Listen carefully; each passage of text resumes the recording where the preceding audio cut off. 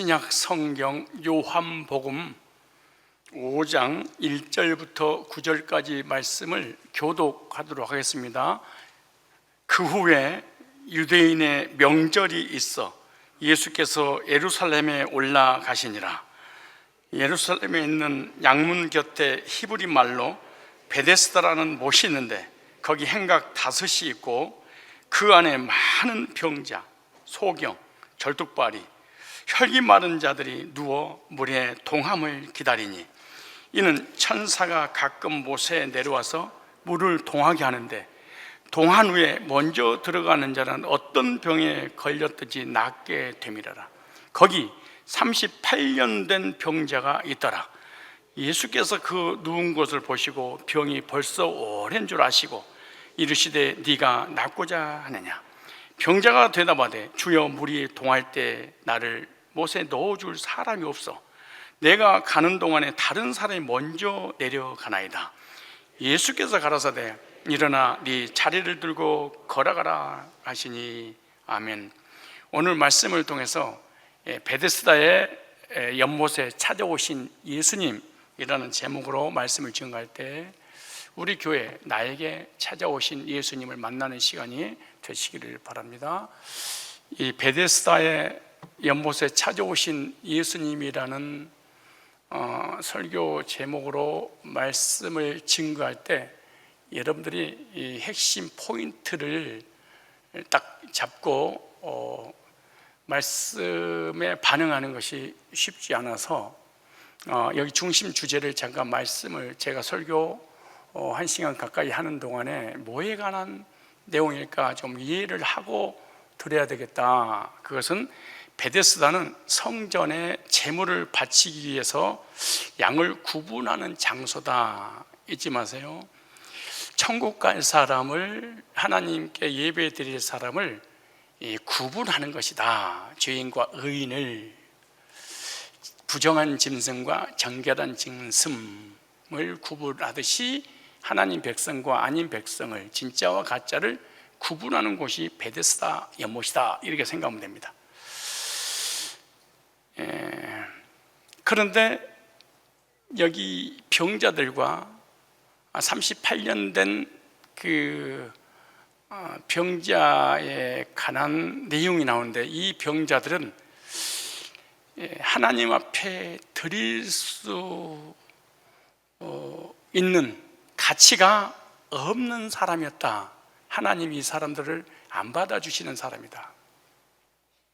아무리 예배를 드리고 기도하고 찬양하고 헌금하고 헌신해도 하나님이 안 받아주는 사람에 관한 내용이 오늘 본문에 있습니다.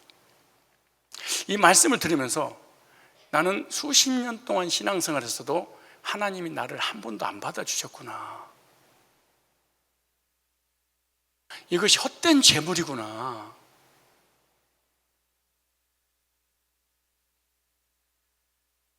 근데 하나님이 언제 나를 받아주시는 것이지? 그리고 하나님께서 나를 받아주시고 난 후에 변화된 내가 과거에 어떤 상태인지 한번 알고 이 말씀을 드리면 큰 은혜가 될 것입니다. 오늘 본문을 읽기 전에 요한복음 4장 43절로 54절의 말씀을 좀 이해할 필요가 있습니다. 왜 연결됐으니까. 요한복음 4장 43절로 54절은요 왕의 신하를 예수님께서 만나는 장면이 나옵니다. 왕의 신하. 예수님, 그 왕의 신하가 예수님 만나서 하는 말이 내 아들이 병이 들어 죽게 생겼습니다. 이렇게 말합니다. 이 소리를 들으시고 예수님께서 너희가 표적과 기사를 보지 못하면 도무지 나를 믿지 아니하신다 라고 말씀을 하시면서 예수님이 이 왕의 신하에게 말씀하시기를 네 아들이 살았으니 걱정하지 말라 라고 말씀을 하셨어요. 이 왕의 신하의 아들은 병든 몸으로 집에서 누워 있어요. 아직 예수님께 오지 않고 아버지가 대신해서 강구했어요. 근데 예수님께서 네 아들의 병이 나았어 라고 선포를 하셨어요. 그리고 그 선포에 한 말씀을 이 신하의 아들이 그대로 믿었어요. 보통 믿음이 아니죠. 우리는 기적과 능력과 이적도 안 믿는데 하나님께서 말씀으로만 하셨는데 믿는다. 이게 보통 믿음이 아니죠. 여러분들이 구원받지 못하고 구원의 확신도 감격도 없는 이유는 말씀을 하셨는데 말씀을 못 믿겠다 이 말이거든요. 근데 왕의 신하의 아들은 말씀한 걸 그대로 믿었다 이렇게 말해요. 그리고 돌아가는데 자기 종들하고 마주치게 됐습니다. 근데 만나자마자 이 왕의 신하의 종들이 주인의 아들의 병이 나았습니다 라고 하자 그 시간을 딱 계산해 보니까 네 아들의 병이 나았느니라 그 신하가라고 0.1초도 차이하지 않고 딱 낫는 그 시점이었습니다. 그 일을 통해서 왕의 신하와 그 집안에 복음이 들어가서 모두가 다 예수를 믿게 되는 내용이 49절부터 53절 사건입니다. 여기서 핵심이 뭐냐? 예수님이 직접 찾아오지 않아도 말씀만 하셔도 그 말씀으로 우주를 창조하시고 우리 인간의 질병도 구원도 모든 문제를 말씀으로 해결해 주시는구나. 이 말씀을 생각하고 5장을 넘어가면 됩니다. 말씀으로 병을 고쳐주신 그 예수님께서 5장에 와서 유대인의 명절이 되어 예루살렘에 올라가서 베데스다에 찾아가십니다. 예수님께서 베데스다 연못에 찾아가신 목적이 뭐냐? 병들었던 자를 만나기 위해서 찾아가십니다. 병든 자가 예수님께 찾아오는 것이 아니라 병든 자를 예수님이 찾아가십니다. 왜냐? 이 환자들은 스스로 절대로 이 병을 고침받을 수 없기 때문에 주님께서 찾아가셔서 고쳐주시기 위해서 그런 것이죠. 그럼 성경에서 이 말씀을 우리에게 교훈으로 기록한 목적이 뭐냐? 왕의 신하의 아들이 병들어 죽을 수밖에 없는 자를 말씀으로만으로도 고쳐주셨어요. 그런데 요한복음 5장에는 말씀으로 하시면 되는데 왜? 시간과 공간이 초월됐으니까, 전파보다 더 빠르니까. 근데 예수님은 말씀으로 고쳐주지 않고 직접 찾아가셔서 실제 자신의 몸소 보여주셨어요. 요한복음 4장에는 예수님께서 말씀으로 고쳐주셨고, 요한복음 5장에는 주님이 직접 찾아가서 고쳐주신 내용이 너무 상반되고 대조적이잖아요. 그렇다면 우리는 베데스다의 환자들을 치유하고 있는 주님의 모습을 보면서 무엇을 깨달아야 될 것인가? 우리도, 나도 이 베데스다 못에 앉아있는, 누워있는 이 병든 자들이 고침받을 수 없는 것처럼 우리들도 영원히 고칠 수 없는 병이 있는데, 그것이 어떤 병이냐? 언제병으로 고통받는다는 거예요. 세계가 고통을 받고 전쟁을 하고 저주를 받고 병에 걸리고 죽고 망하고 멸망받는 모든 것은 뭐 때문이냐? 언제의 결과로 인한 고통의 현상들이죠. 언제를 하나님께 반역하고 하나님을 떠나 언제를 짓고 살아가는 모든 인간은 이 땅에서 영원히 불행 가운데 살아가는데, 이 불행의 문제를 해결할 수 있는 사람은 아무도 없구나. 이것을 깨달아야 됩니다. 즉 주님이 찾아오셔서 은혜를 베풀어 주지 않으면 절대로 살아날 수 없는 인생이구나. 내 영적인 방황과 정신적인 시달림과 육신의 질병과 삶의 저주와 마음의 불안, 두려움, 이 공포와 절망적인 난을 내 힘으로는 그 누구도 해결할 수 없다. 주님이 찾아오셔야 된다. 그것도 예수님께서 직접 말씀하시면 우주 모든 만물이 창조가 되었고, 말씀만 하시면 문제를 해결해주고 고쳐주셨는데, 요한복음 1장 1절로 14절에 보면 말씀이 육신을 입고 직접 찾아오셨어요. 창조주가 구세주로 오셨어요. 하나님이 사람의 몸을 입고 이 땅에 직접 베데스다에 찾아가신 것처럼 찾아오셨어요. 그리고 몸소 말씀만 하셔도 되는데 나를 위해 십자가에서 자신의 목숨을 대속물로 내어주시고 죽으셔서 살려주시겠다는 그런 말씀입니다. 그렇다면 이제 예수님께서 베데스다에 찾아오신 목적이 무엇인지 이를 하나님의 말씀을 통하여 깨닫는 시간이 되고 나에게 적용해야 됩니다. 첫 번째 원리입니다. 예수님께서 베데스다에 찾아오신 목적을 우리가 깨달아야 됩니다. 창조주고 구세주 하나님이 사람으로 말씀이 육신을 입고 몸소 직접 나에게 하늘 영광 보좌를 버리시고 이 땅에 오신 목적이 뭘까? 이걸 알아야 됩니다. 오늘 본문이 이렇게 말합니다.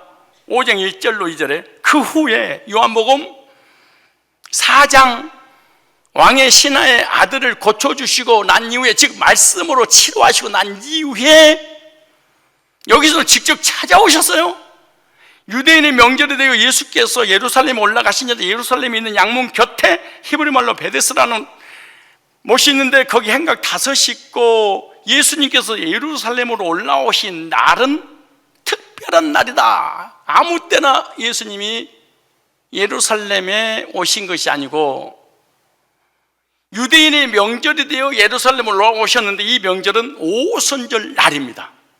따라서 합시다. 오순절.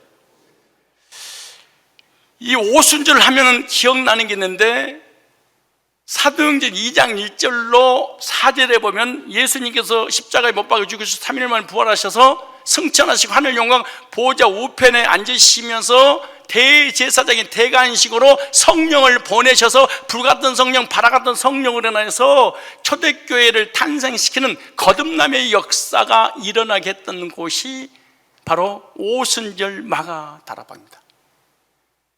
그런데 50일째 되던 날이지 49일째는 안 됩니다. 55일째도 안 됩니다. 부르짖어 기도하고 금식하고 하나님 앞에 매달려서 응답받고 구원받고 싶어요 이런다고 되는 것이 아니라 50일째 되던 날, 이스라엘 백성들 애굽에서 출애굽해서 광야 생활 50일째 되던 날 시내산에서 말씀 받은 것처럼 예수님이 죽으시고 부활 승천하셔서 50일째 되던 날 성령을 선물로 보내주셔서 거듭남의 역사를 체험하게 했던 날 오순절. 이 날은 성령님이 강림하신 날입니다. 왜 강림하셨느냐? 예수님이 십자가 죽으신과 부활을 통해 죄 사함과 구원의 확신을 갖게 하시려고, 그리고 이 세상에서 승리의 삶을 살게 하시려고.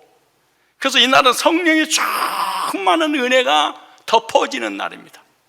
이 날은 성령 세례를 받고 성령 지심을 받아 구원의 은혜를 선물로 받는 날입니다. 이 날은 천국의 확신을 갖게 하는 날입니다. 이 날은 하나님의 자녀가 되게 하는 날입니다. 이 날은 구원의 확신과 감격 속에 살게 하는 날이 바로 대명절 오순절입니다. 그렇다면 베데스다에 성령님의 놀라운 역사가 일어날 것에 관하여 지금 말씀하고 있습니다. 그렇다면 베데스다는 어떤 의미를 가지고 있을까? 베데스다, 이 베이트와 헤세드라는 단어인데 베데스다, 자비의 집, 은혜의 집이라는 뜻입니다. 이곳에는 하나님의 은혜와 하나님의 자비와 하나님의 긍휼과 하나님의 도와주심의 은혜가 충만한 곳이 바로 베데스다예요. 그런데 베데스다의 장소가 어디냐? 베데스다가 있는 장소는요, 오늘 본문에 보니까 양문 곁에 있다. 양문 곁에. 이걸 연결하면 양문교회 이런 뜻입니다. 양문 곁에. 그런데 이 양문 곁에서 뭐 하는 곳이냐? 이곳은요, 성전에서 제사를 드리기 위해서 양의 제물을 구분했던 장소입니다. 중요합니다. 양의 제물을 구분했습니다. 부정한 짐승이냐, 정한 짐승이냐, 거룩한 짐승이냐, 거룩하지 않는 짐승이냐, 흠이 있느냐, 없느냐, 하나님이 받으시는 제물이냐, 아니냐, 이게 현미경으로 살살이 뒤져봐가지고 조금이라도 흠이 있으면은 제사의 제물로 드려지지 못하지요. 그래서 이 현미경으로 봐가지고 0.1도 흠도 점도 없을 때 하나님 앞에 제사를 드림으로 죄가 해결받게 하는 곳이 바로 양문 곁입니다. 이곳에서 제물을 구분하여 부정하고 거룩한 것을 정했는데요, 그리고 부정한 것은 성전에 들어가지 못합니다. 이 말씀을 잘 이해를 해야 됩니다. 그럼 여러분이 구원 받았는지 안 받았는지 천국 갈지 안 갈지 이제 알아요. 이 배경을 잘 이해하셔야 돼요. 특별히 연세 드신 분들은 정신을 더 차리고 들으셔야 돼요.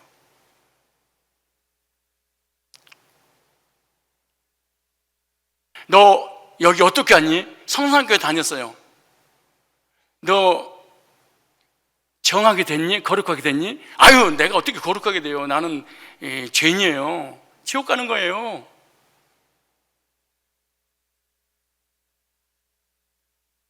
부정한 것은 구분해서 성전에 들어가지 못하고 거룩한 것만 성전에 들어가서 하나님 앞에 제물로 바쳐지게 되죠.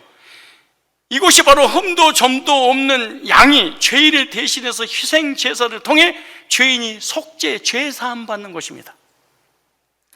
속죄를 통하여 언제 문제가 해결되고 구원의 확신을 갖게 하는 것이죠. 하나님의 진노와 저주가 해결된 것이죠. 죄로 인한 징계가 멈추고 축복이 임한 것입니다. 하나님의 은혜와 하나님의 자비와 성령의 역사심과 성령 인치심과 하나님의 백성으로 살아가는데 능력을 경험했던 것이 바로 베데스다 양문 곁입니다.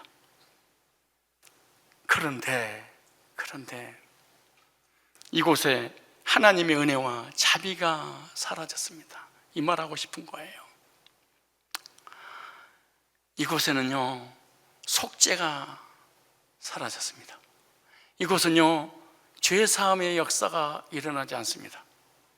이곳에는요, 죄 문제를 해결해 줄 수 없었습니다. 성령의 역사가 나타나지 않고 죄 문제가 해결되지 않으니까 이곳이 어떤 곳이냐? 죄로 인한 저주받은 병자들이 득실거리는 부정한 장소가 되어서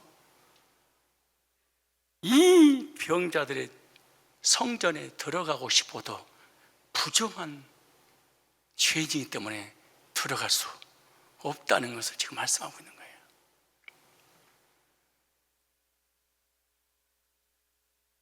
요한복음 5장 14절을 볼까요? 왜 병이 왔는지, 난 왜 병들었지? 병의 원인, 5장 14절. 자, 왕의 신하의 아들을 말씀으로 고쳐주고 난 다음에 5장에 이어서 5장 14절 이렇게 말합니다. 38년 된 중풍병자를 고쳐주세요. 그러고 난 다음에 5장 14절 읽어볼까요? 시작. 그 후에 예수께서 성전에서 그 사람을 만나 이르시되 보라, 네가 나았으니 더 심한 것이 생기지 않게 다시는 죄를 범치 말라 하시니. 아하, 영적으로 방하고 정신적으로 시달리고 우울증 걸리고 육신이 병 걸리고 이런 것은 에덴 동산에 없었는데 우리 인간이 죄 짓고 난 다음에 이런 병이 걸렸구나. 그럼 죄 문제가 해결되면 병도 해결되는구나.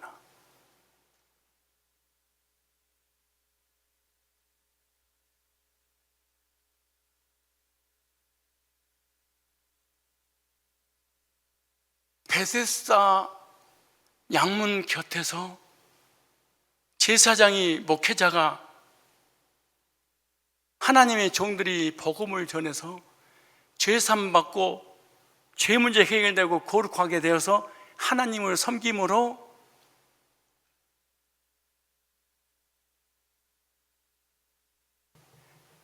병이 치유가 되어야 되는데, 이 베데스다 양문 곁은 병자들로 가득 찬 거 보니까 이곳은 자비와 은혜와 하나님이 받을 수 없는 제상을, 죄가 해결되지 않으니까 죄인들이 바글거림으로 환자들만 꽉 차 있는,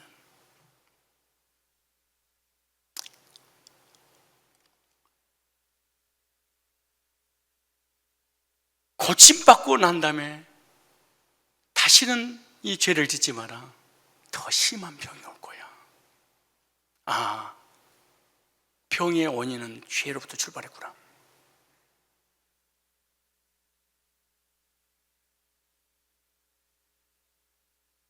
근데요, 베데스다는 예수님 당시에 성전 안에서 나팔을 불었고 레인들은 악기를 연주하면서 찬양을 했기 때문에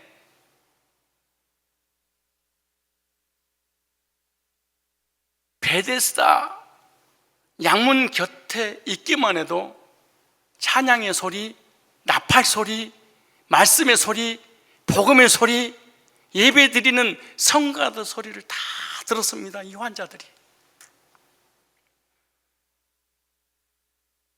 그 들을 때마다 이 환자들의 생각은, 나는 부정한 자인데 언제 정하게 되어서 나도 저들처럼 성전에 들어가서 예배 드리고 찬양하고 영광을 돌리고 감사하지?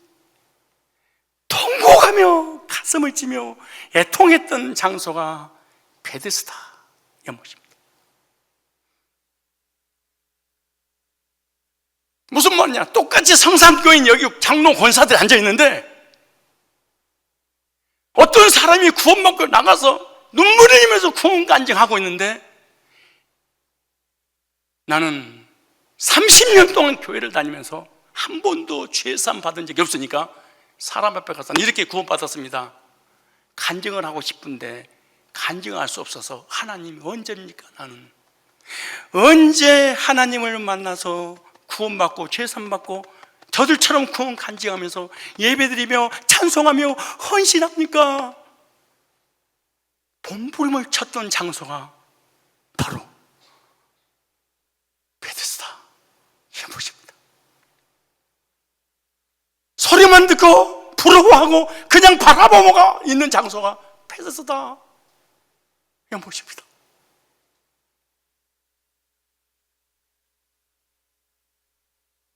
나는 목사하고 나는 장로가 됐는데 한 번도 사람 앞에 구원받았다 말을 하지 못한 내 심정 하나님 아십니까? 모태신앙이고 수십 년 동안 교회를 다녔는데 거듭났단 말 한마디 못하고 교회 왔다 갔다 하는 심정을 주님 아십니까? 이랬던 장소가 베데스다 연못입니다.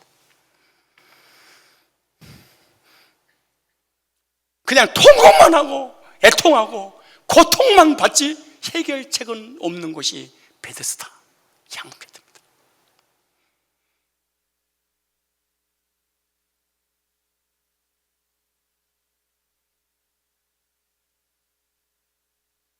자신들도 성전에 들어가 이와 같은 행동을 하고 싶은데 부정하기 때문에 성전에 들어갈 수 없으니까, 그래서 처음에 그랬죠. 양문 곁은 뭐 하는 곳이냐? 재물을 구분하는 곳이다. 정한 것과 부정한 것, 하나님께 드릴 것과 드리지 못한 것. 근데 그 곁에 하나님 앞에 재물로 드려야 될 사람들이 가득 찼는데 한 명도 빠짐없이 거듭난 적이 없는 죄인들로 가득 차서 통곡만 하고 있는 장소다. 왜냐? 부정하기 때문에. 성전에 들락거리는, 하나님을 섬기기 위해서 들락거리는 그 사람들을 바라보면서 부러울 대상이지 자기 문제는 해결되지 않는, 구원받고 거듭나서 간증하고 하나님 앞에 영광 돌리고 헌신하고 충성하고 말씀이 반응하는데 나는 아무 감각이 없는, 해결은 하고 싶은데 해결책이 자신에게 없는,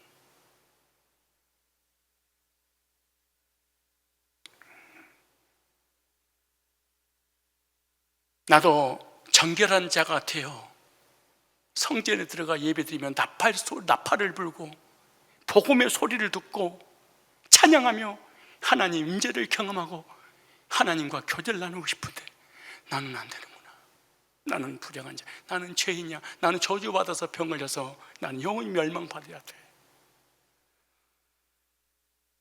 그렇다면 베데스다 연못에 모인 병자들을 보면서 우리가 깨달을 것이 무엇일까요? 어떤 원리를 깨달아야 될까요? 우리들도 하나님의 성전에 들어가기 위해서 간절히 사모하는 자들이었다.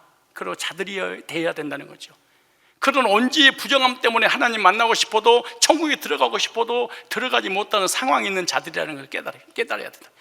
어쩌면은 베데스다 양문 곁에 서 있는 이 환자들의 모습을, 성전을 여기다 두고 입구에서 바라보면서 통곡하는 그 사람과 수십 년 동안 교회를 다니면서 구원받지 못하고 교회만 왔다 갔다 하는 썬데이 크리스찬이 돼버린 내 모습 보고 나는 언제 저렇게 되지?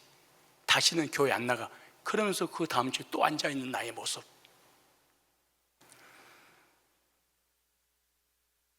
천국은 가고 싶은데 어떻게 가는지를 모르는,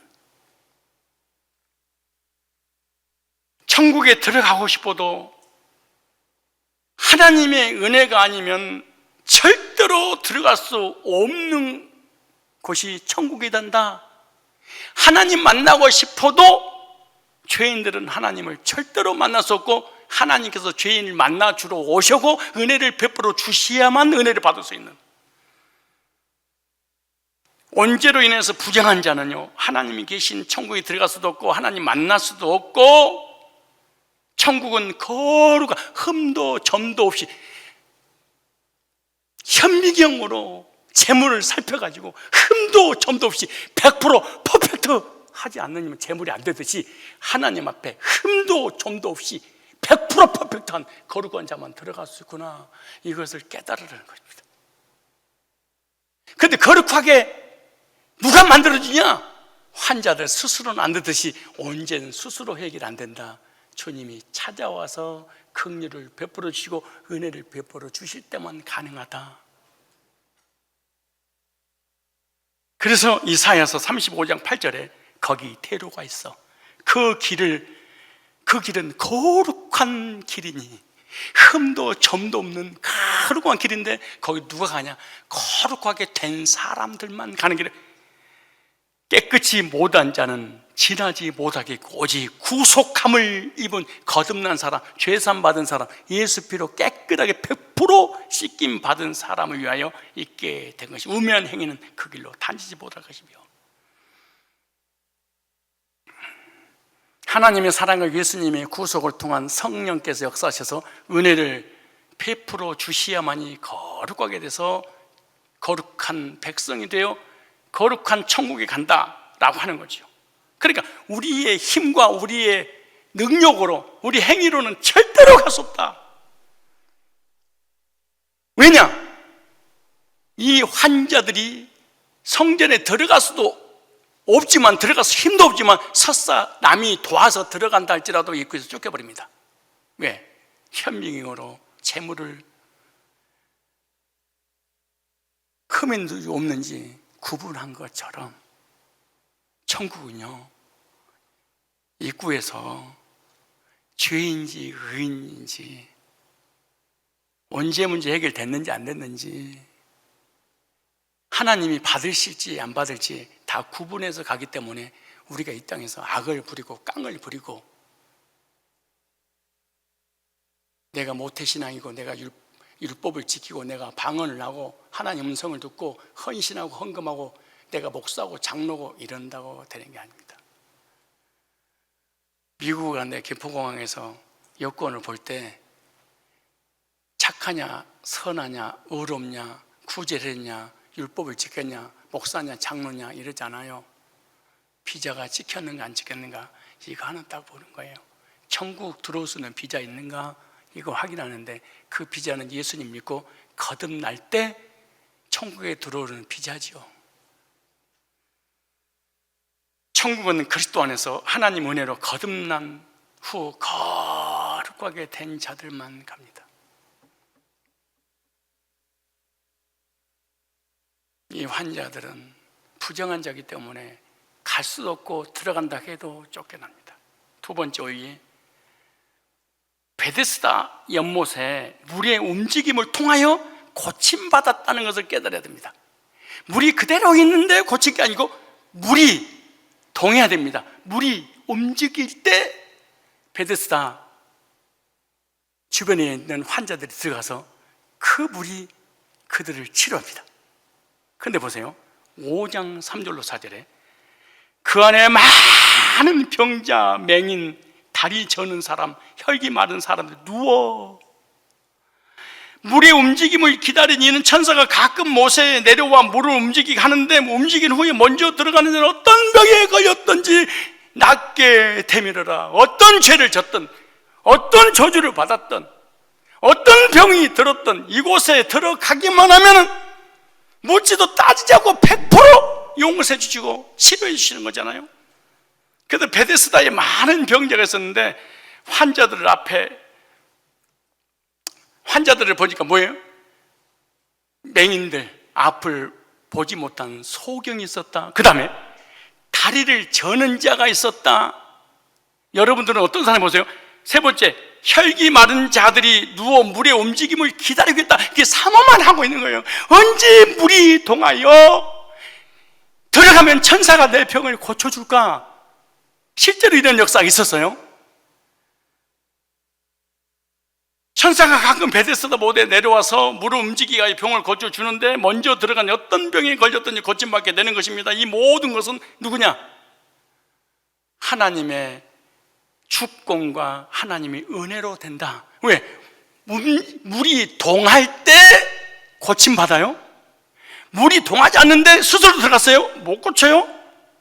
천사가 고쳐줘야 고침받아요? 내가 고침받으려고 노력한다고 되는 문제가 아니에요? 전적인 하나님의 주권과 절대적인 하나님의 은혜가 있어야 된다는 거예요. 베데스다에 모인 이 병자들 통해서 영적인 의미를 깨달아야 되는데, 여러분은 어떤 병자인지 진짜로 한번 들어보세요. 목사님 나를 까는 거예요? 이러지 말고 한 번만 들어보세요. 나는 누군지 잘 보세요. 제가 나열해 볼게. 여러분이 구원 받았는지 안 받았는지 어떤 상태인지 내가 여러분 마음을 여러분 내가 더 잘 알아요. 진짜 더 잘 알아요. 왜 그런 거 터치 안 하는 거예요? 우리 교회 나갈까 봐 터치 안 하는 거예요. 기다려주는 거예요. 왜 기다려주는가? 좀 이따 말씀드릴게 보세요.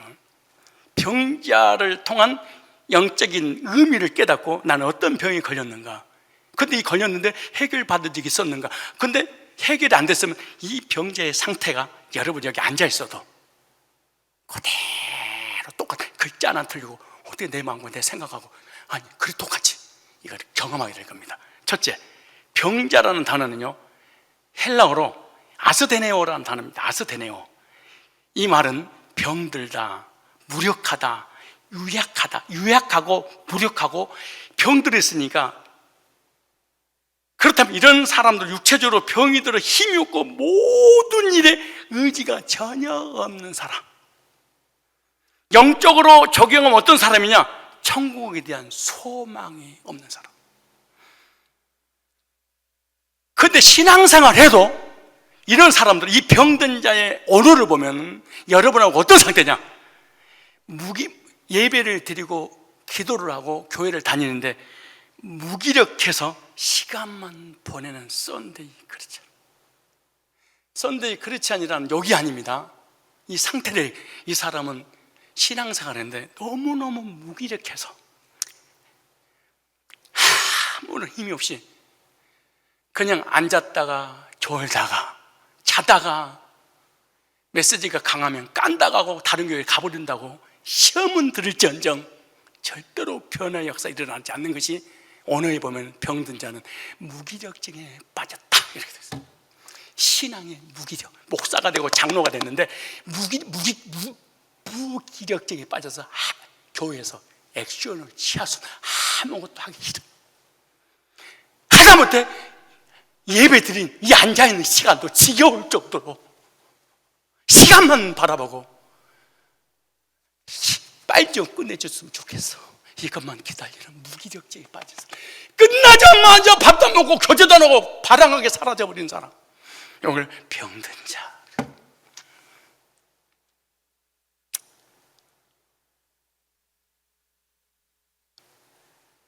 자신의 의지로는 아무것도 움직일 수 없는, 누군가가 수동대로 끌고 인도하지 않는 이상은, 장로님 예배 드립시다, 시험 들었어요, 힘내세요. 새신자가 전도사님 삐졌구나, 그래서 오늘도 집에서 방콕하고 있구나. 아이, 과정이야, 힘내요, 저 있잖아요, 저도 신앙사, 아이, 제가 기도하겠습니다.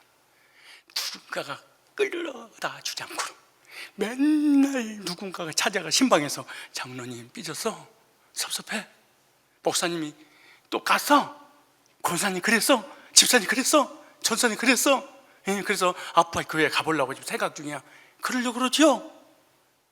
그래, 깎고 가고 다독거리고 마누라가 여보 이러면 또 한번 또 와서 앉아있다가 말 한마디 잘못하고 삐져가지고 또 섭섭해서 돌아다니다가, 타인에 의해서 수동적으로 움직이는 사람이지 절대 능동적으로 움직이지 못하는 오래된 38년 된 교인들, 참 기가 막히죠.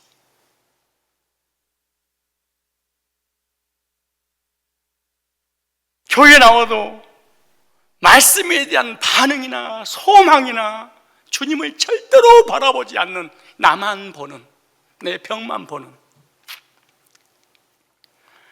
몸은 교회에 나와 있지만 영혼은 지쳐서 모든 것을 포기한 사람이 이와 같은 병든 사람입니다. 딴 사람은 다 구원받아 나는 안 돼. 딴 사람은 다 택했을 거야. 그 나는 안 택했을 거야. 큰 부정적인 사고를 가진 사람들. 딴 사람 다 건강한데 나만 아파. 딴 사람 다 건강한데 나만 시험 들어. 딴 사람 다 은혜 받는데 나만 못 받아. 병든 자의 무기력의 차. 이런 사람들도 중요합니다. 따라서 합시다. 이런 사람들도 무기력증에 빠진 환자도 베데스다에서 예수 그리스도를 만남으로 고침받을 수 있다. 이 사람을 주님이 찾아오신 거야. 무기력증에 빠진 사람을 내가 고쳐줄게. 너 안 되지? 아무도 네 인생의 문제 해결 안 해주지? 너는 하고 싶지만 그런 의지 자체가 없지? 그래서 내가 찾아온 거야, 베데스다에. 나 이 말씀 준비하는데 여러분은 아무 반응도 없지만 무기력에 빠져서 밤 10시까지 어제 준비를 했습니다. 하나님의 은혜와 사랑 어떻게 말로 표현할 수 있을까?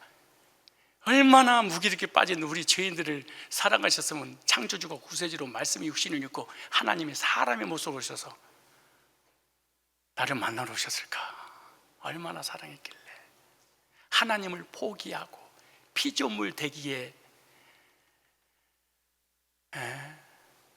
마다하지 않고 오셨을까? 이 말씀을 들으면서 무기력에 빠졌다, 그럼에도 불구하고 앉아 있어야 됩니다. 10년이든 20년이든 하나님은 찾아오실 때가 있습니다. 현성이라는 아이가 고등학교 때 우리 교회 와가지고 10년, 20년 동안 신앙생활, 16년째 우리 교회에서 신앙생활했습니다.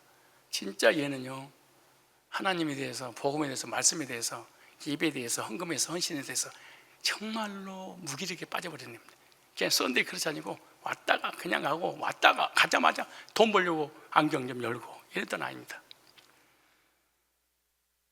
근데 하는 말이 어제 그래요.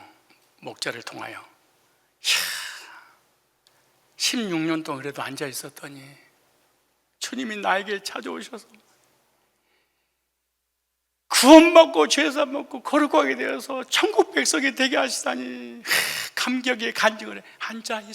앉아라도 있었더니 주님이 찾아오셨다. 그것이 베데스다의 모습입니다. 다 이거 경험하죠. 그런데 자존심 상해서 시험이 들어서 열받아서 뛰쳐나가서 교회를 떠나서 구원받지 못하고 방황하고 이렇게 될 뿐이죠. 그 다음에 또 여기 단어가 나오는데 맹인. 이 디폴로스라는 단어입니다. 우리는 맹인이지만 눈먼자라는 뜻인데 이 단어는 디포에서 왔습니다. 이게 중요합니다. 우리 목회자들, 장로님들이, 권사님들이, 개척 멤버들이 꼭 들어야 될 겁니다. 이분들이 과연 맹인일 가능성이 많습니다. 이 맹인이라는 언어 자체는요, 교만하다, 자만하다 이런 뜻입니다. 왜 성전에 못 들어갔냐? 왜 천국 못 들어갔냐? 교만해서, 자만해서. 이 맹인, 이 영적인 소경은요, 영적으로 교만해서 마음과 영혼의 눈이 멀어버렸습니다. 그래서 아무리 말씀을 전해줘도 복음이 그리스도가 안 들립니다. 말씀을 들어도 율법적 행위에 신앙에 머물러 있지 하나님 은혜와 사랑과 복음을 받아들이지 않습니다. 성경을 보아도 문자에 갇혀 주님을 발견하지 못한 자들을 의미합니다.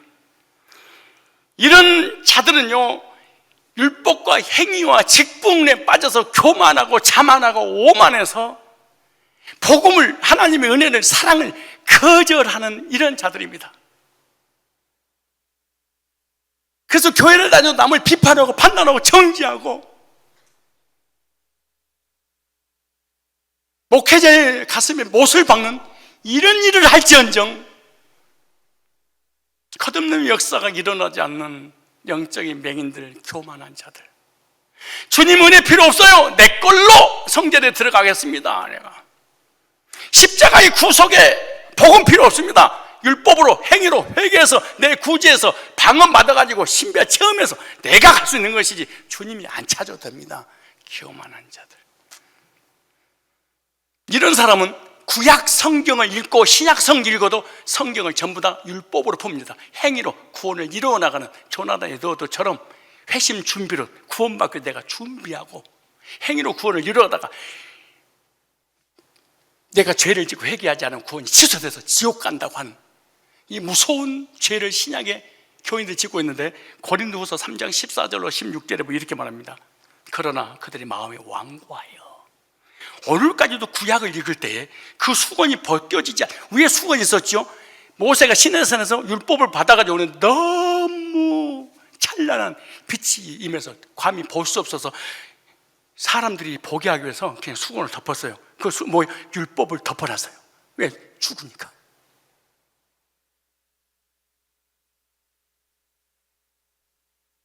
근데 예수님이 오심으로 율법의 요구를 이루셔서 우리 구원해 주셨음에도 불구하고 성경을 읽는데, 신약을 읽고 구약을 읽는데 예수님이 십자가의 구속의 복음을 찾아내지 못하고 구약은 율법 시대, 신약은 예수 시대, 말씀은 성경 시대, 계시록 시대. 성경을 통해서 행위로 구원을 이루어 나가려는 행위주의에 빠져버리지 창세기를 통하여 예수를 찾아내지 못해서 성도들에게 복음 전해서 구원받지 못하게 해버리는. 근데 뭐라고 하죠? 그 다음에 오늘까지 모세의 글을 읽을 때 수건이 그 마음을 덮었도다.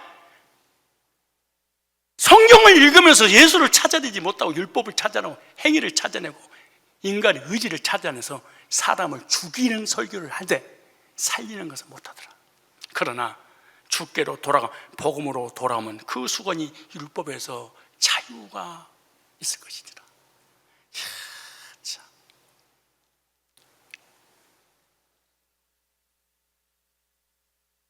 오늘 우리 장성양 수집사님이 너무너무 많은 은혜를 받아서 자기 가족들, 신앙생활하는 분들에게 다른 교회 다니겠죠. 우리 교회는 목사님 창세기 1장부터 시작해서 설교만 하면 전부 다 구속사 예수님에 관한 얘기야. 그래서 자랑을 했어. 그러니까 그 집사들이 하는 말이, 아니 지교에서 어떻게 맨날 예수님이 죽은 거 부활만 얘기해? 설교를 해야지. 무식해서 그래요. 창세기 1장부터 각도가 다르게 예수님을 발견하고 풀어서 내가 설교를 했을 뿐이죠.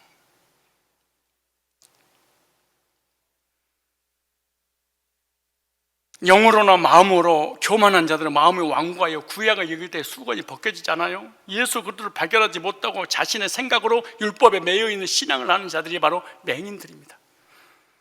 그런데 이 수건은 예수 그리스도께서 벗겨주실 때가 있는데 하나님의 때에 벗겨주시다 수동태로 됐습니다. 내가 율법에서 복음으로 돌아가야지, 내가 신비주의에서 복음주의로 돌아가야지, 내가 이만희한테서 하나님 앞에 돌아가야지, 비유풀이에서 복음으로 돌아가야지, 나도 개종해야지, 이런다고 되는 문제가 아니고 벗겨주심으로 벗겨지고 구원의 은혜를 받게 해주시 받는 거지 내가 받고 싶다고 받은 게 아니다. 그래서 모세의 글을 읽을 때 율법의 수건이 마음을 덮으니까 주님을 발견되지 않고 구원의 역사가 일어나지 않으니까 교회 죄인들, 환자들만 가득 차이, 시기하고 질투하고 미움하고 분열을 일으키고 죽이고 멸망시키고 찔르고 온갖 고통을 주는, 여러분 상대적으로 율법주의, 행위로 구원받으려고 하는 것은 십계명 지키고 율법을 지키고 더 의롭고 더 선하게 살아야 되잖아요. 그런데 신기해, 율법주의는요 더 선하게 살아지지 않아요. 비판하고 판단하고 정죄하고 남을 죽이고 헐뜯고 이런 짓을 하지 덮지는 못해요. 왜? 자기가 거듭난 적이 없으니까.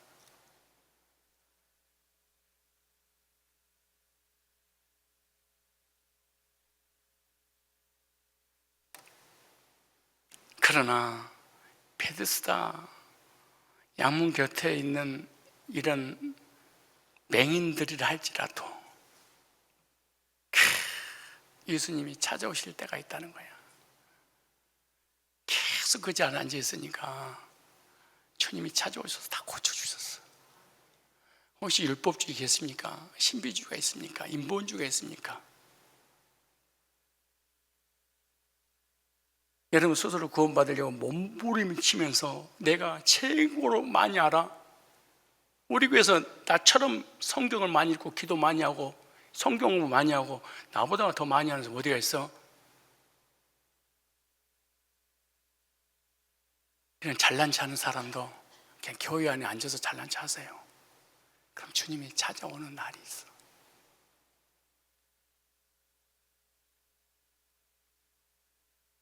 어느 날 복음이 들려져서 율법으로 행위로 신비주의가 아니구나, 이거 은혜로 되는구나. 베데스다 모대 주님이 찾아오셨습니다. 졸더라도 여기 앉아서 조세요, 계속. 그럼 계속 이제 영원히 자게 되는 날이 올 거예요. 교만한 사람은 전부 다 믿음도 지식도 물질도 자녀도 다 내 자랑하다가 끝납니다. 이게. 그런데도 불구하고 여러분 가끔 가다가 어느 장로님을, 어느 전도사님을, 어느 집사님을 집착할 정도로 내가 잘해주는 사람이 있어요. 그럼 나한테 찾아와. 다혈질 권사들은, 목사님 나는 무시하고 왜 저 장로님한테 저 전도사님한테는 그렇게 집착할 정도로 잘해주세요? 편하지 않은 거 아니에요? 진짜 이런 사람이 있어. 나한테. 나를 몰라서 그래. 구원 받을 때까지, 은혜 받을 때까지 기다려주는 거야. 왜? 그 중간에 나가버리면 안 되잖아.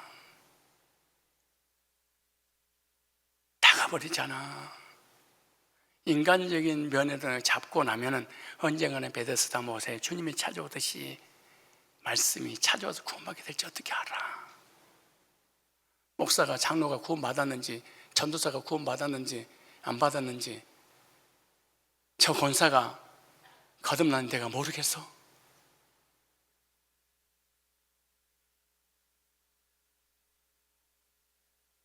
기다리는 거지.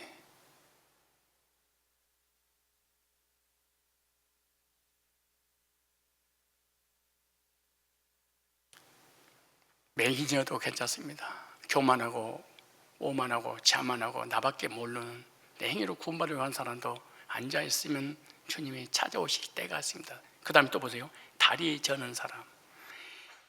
이 콜로스라는 단어입니다. 영적으로 절뚝거리는 불구의, 즉 못 걷는 사람, 이런 뜻입니다. 이런 사람이 어떤 사람입니까? 영적으로 내 영혼이 불구가 되어서 하나님 앞에 나오지 못한 자들을 의미합니다. 이런 자들은 자신의 힘으로 절대로 구원의 은혜를 받을 수, 왜? 절기 때문에. 이런 자들은 누굽니까? 모비보셋 같은 사람입니다. 다윗의 은총을 받지 않고는 도대체 왕의 식탁에 앉을 수 없는 거잖아요. 마귀의 집에서 노예 삶을 사면서도 말하지 못하는 고통의 생활을 했던 사람들이 바로 영적으로 다리를 저는 사람입니다. 언제의 죄악 가운데 고통을 당해도 자신의 의지로는 절대로 언제에서 빠져나올 수 없는 사람, 이런 자들도 베데스다에서 주님의 은혜를 받으면 고침받을 수 있다. 베데스다 연못에 앉아있으면 된다. 다음 주 시간에 베데스다 연못은 지금 어디예요? 알려드리도록 하겠습니다. 그 다음에 마지막으로 혈기 마른 자, 가장 중요하죠. 혈기 마른 자. 이 말이 크세로스라는 단어인데요, 이 말이 우리는 혈기 마른 자를 원문에는 이렇게 돼 있어요. 쭈그러들다, 바싹 마르게 하다, 시들었다, 이런 의미입니다. 그리고 혈기 마른 자 누구냐? 영적으로 완전하게 시들어서 소생 불가능한 존재들을 지금 말씀하고 있습니다. 교회에서도 영적 은혜를 받지 못해서 마음이 시들어 열심이 없는 사람, 교회를 다니긴 다녀, 근데 힘이 없어. 왜? 영혼이 시들었어, 마음이 시들었어.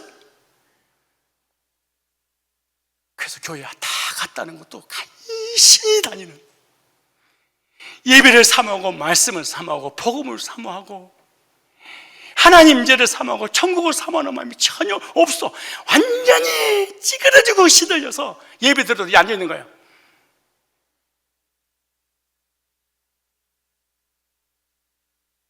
그 다음 주에 또 나와. 그 자리에 앉아서 또 있는 거야.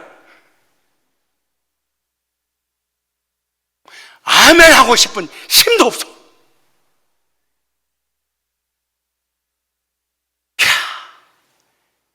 혈기 마른 자들입니다. 이런 자들은 혈기가 마른 자들을 상징하고 있는데, 은혜의 말씀을 주어도 영혼이 메말라 받아들이지 못하는, 그리고 영혼이 완전히 쭈그러진 모양으로 볼품이 없는 존재가, 다시 말해 얼굴이 찌그러지듯이 내 영혼이 찌그러져 있어서 하나님 보시기에, 사람 보기에 얼마나 망측한지. 내 얼굴을 보고 싶은데 내 얼굴이 찌그러져서, 나도 얼굴이 싫어서 성형하고 싶은 얼굴을. 혈기 마른 자는 뭐냐? 영혼이 하나님 앞에 찌그러져서 볼품 사나운 존재가 되어버리는, 이런 자들의 특징이 뭐냐? 교회 와서도 늘 시험에 걸려서 넘어져.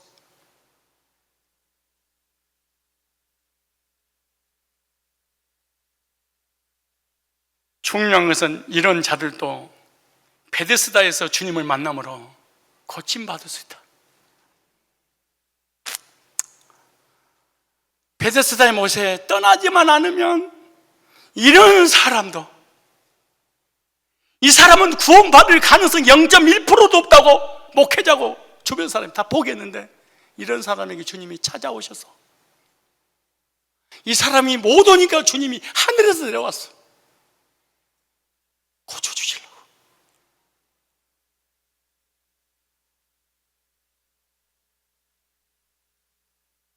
그럼 이런 영육에 병든 자들이 기다리고 있는 것이 뭐냐? 베데스다 연못이요, 신비스럽게 움직여지는 때를 기다리고 있는 것입니다. 즉 은혜의 때를, 성령이 역사하실 때를, 오순절의 때를, 복음이 믿어질 때를, 제산 받을 때를 기다리고 있습니다. 왜? 베데스다 연못 주변에서 계속 기다릴 때, 언제? 물이 동할 때. 이런 부정한 자들이 거룩하게 되어 성전에 들어갈 수 있는 기회는 언제냐? 물이 동할 때, 천사가 내려와서 고쳐줄 때. 그래서 물이 동할 때가는 서로 다투어서 연못이 움직이고 있을 때 들어가 버려요. 그걸 고치는 거예요. 여기서 물이 움직이게 하는데, 물이 움직이다 이 말이 타라소라는 단어인데요, 움직이다, 불쌍히 여기다, 근심하다, 이런 의미입니다. 그러니까 언제 사람이 거듭나고 변화되냐? 물이 움직일 때. 근데 물이 잔잔할 때는 하루 종일 물 속에 들어가 있어도 고쳐지지 않습니다. 무슨 말이냐? 말씀이 내게 찾아와서 내 속을 뒤집어 버려서 거듭나게 하기 전까지는 성경을 읽어도 설교를 들어도 안 들어온다. 왜? 성령 역사 안 하니까. 그래서 혈기 마른 자도 이 병든 자들은 평생 동안 교회를 그냥 다닐 수밖에 없는 것이 성령 역사 안 하니까. 주님 찾아오셨잖아요. 이번에 맥주 감사 주일이었잖아요, 저번 주가. 근데 우리가 맥주 감사, 추수 감사절 때 우리 교회 헌금이 약 2,800만 원, 3천만 원 나옵니다. 아무리 교회가 붕 될 때도 얼마 안 나와요. 야, 근데 이번에 기절을 벌여서 우리 문장로님이 헌금을 준비하고 있다가 너무 감격스럽게 문자라고 전화가 왔어. 목사님, 기적이 일어났습니다. 뭐야? 헌금이 4배가 들어왔습니다. 1억 2천이 들어오고 감사 헌금만, 주정 헌금만 6천이, 한 주에 2억이 들어왔습니다. 연말에도 이렇게 안 들어옵니다. 소국 영신 예배 드릴 때도. 어떻게 이 코로나 시대에, 경제적으로 힘든 시대에 성도님들이, 나는 우리 교회에서 내가 제일 헌금 많이 한 줄 알았어요. 그랬더니 우리 집사님들 500만 원, 400만 원, 300만 원, 200만 원, 100만 원 다 이렇게 합니다. 우리 전도사들이 100만 원씩 합니다. 감사헌금을.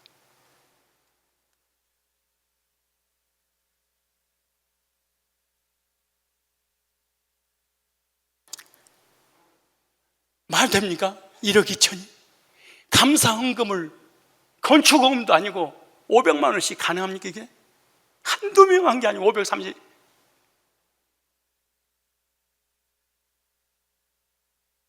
그래서 너무 신나. 족구장에 윤수철 장로님이 족구하려고 오셔서, 장로님 우리 교회 기적이 일어났어요.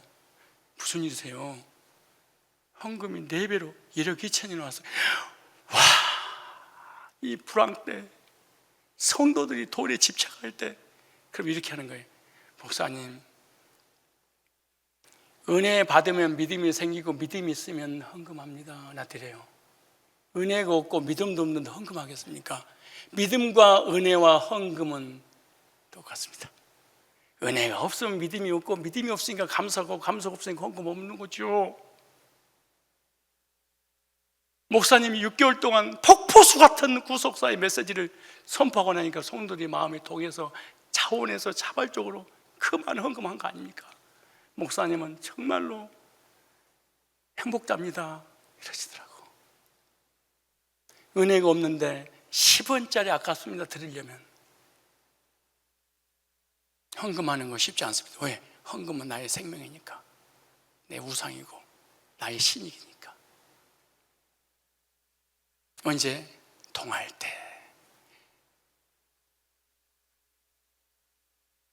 얼마 전에, 몇 년 전에 제가 건축금 할 때 아이들부터 노년까지 마음이 동해서 우리 빚을 다 54억의 빚을 갚았지 않습니까? 우리 빚 청산했잖아요.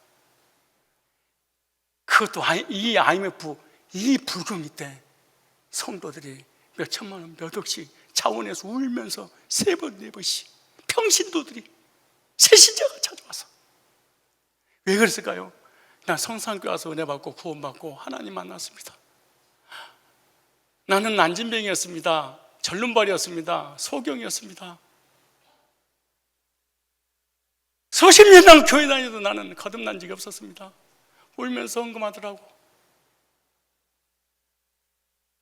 나는 그렇게 생각, 헌금은 믿음을 평가할 수 있다. 주님을, 말씀이 동하니까 너무너무 주님을 사랑하는 마음이 생기니까 천불을 드려도 아깝지 않다고 생각하는. 저기 환자들도 마찬가지입니다. 천사가 베데스다 연못에 움직이게 하는, 현재 부정한 자들이 모여서 고침받기를 간절히 사모하는 자들을 불쌍히 해서 고쳐주는 거죠. 병자들의 최고의 가치가 뭐죠? 건강한 거죠. 가난한 사람이 최고의 바람이 뭐죠? 부자 되는 거죠. 정상적인 사람이 되어 다른 사람들처럼 성전에 들어가 하나님을 만나기를 간절히 원하는 사람들, 하나님도 이것을 아시고 계시기 때문에 가끔씩 베데스다 연못에 천사를 보내서 물을 통하게 하는 거죠. 그런데 이렇게 베데스다의 연못을 하나님의 지시 위에서 천사들이 움직이게 한 사실은 역사적인 사실이라고 문법에 나옵니다. 그런데 한 번으로 끝나는 것이 아니라 계속해서 물을 움직여서 고쳐주는 일이 일어나요. 그것도 천사들을 이용해서 하나님은 병든 자들을 고쳐주시는 것입니다. 이곳에 들어가는 자들은 어떤 병이 있다 할지라도 모두 고침을 받게 되는 겁니다. 베데스다 연못은 어딜까요? 신약의 교회입니다. 예배드리고 말씀이 선포되는 곳. 이 물은 뭘까요? 성경에서 물은 하나님의 말씀이다. 베데스다 못은 은혜의 복음의 말씀이 선포되는 곳입니다. 주님의 복음의 말씀 안에 들어온 자들은 영육이 회복되는 거죠. 그리고 베데스다 연못이 움직이고 있다는 것은 무엇을 상징하냐? 다음에 구체적으로 말씀드리겠지만 붉은 암송아지의 제사를 상징하고 있습니다. 이 제사를 통해서 정결 제물을 만들었죠. 민수기 19장 9절에 이렇게 말합니다. 이에 정결한 자가 암송아지 제를 거두어 진영 밖 정한 곳에 둘지니 이것은 이스라엘 자손 회중을 위하여 간직하였다가 부정을 씻는 물을 위해 간직할지니 그것은 속죄의 제니라. 붉은 암송아지 제를 거두어 진영 밖 정한 곳에 두었다가 이스라엘 백성들을 위해 간직하였다가 부정한 자들을 위해 만드는 정결 제물을 사용했죠.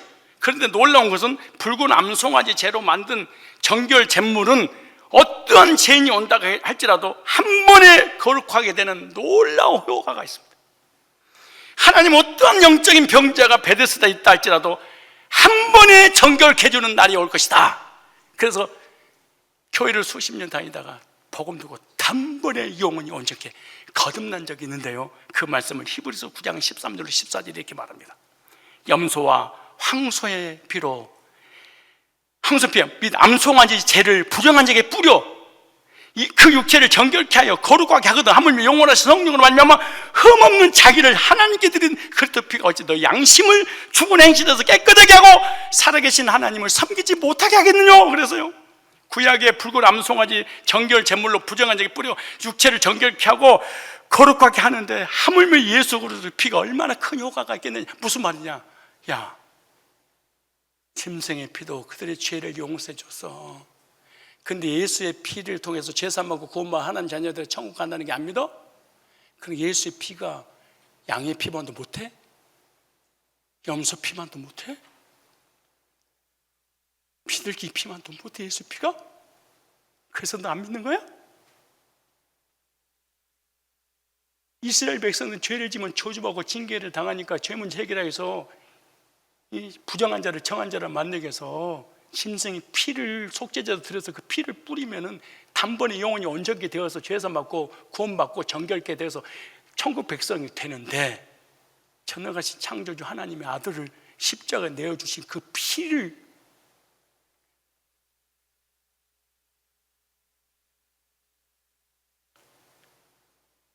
그 피가 네 죄를 온전케 하지 못한다는 거야?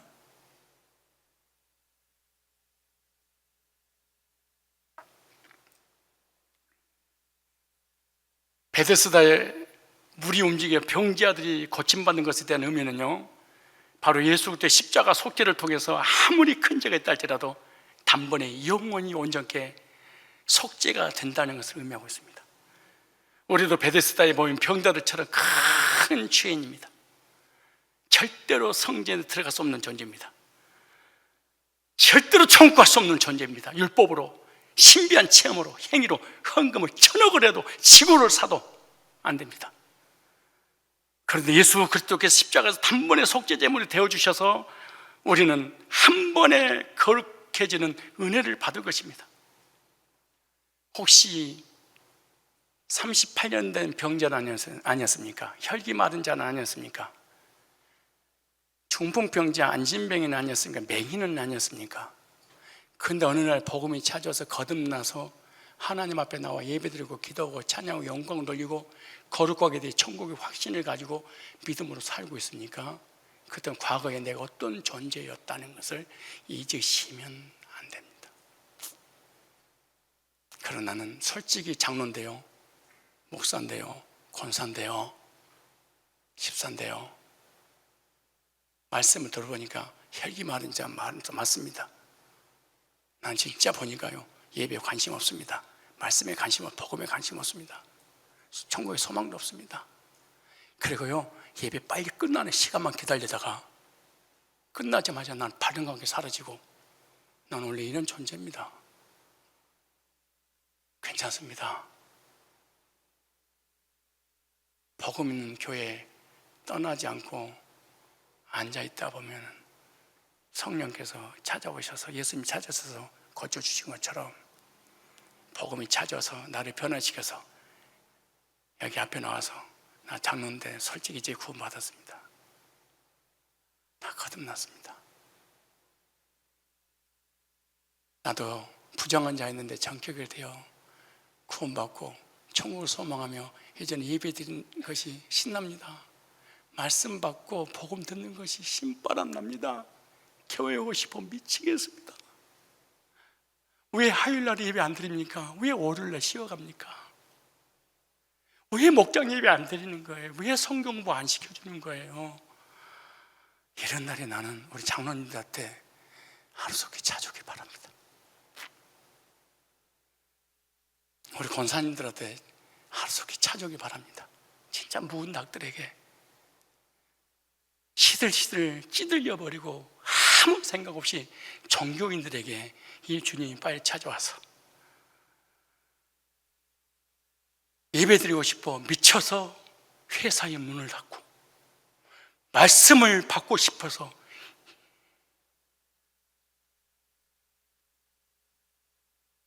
그 누구한테 뒤지서라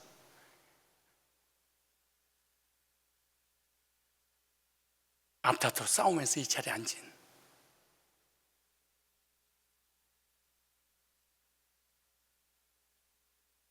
그런 날이 하루속히 먹이를 주님 이름으로 축복합니다.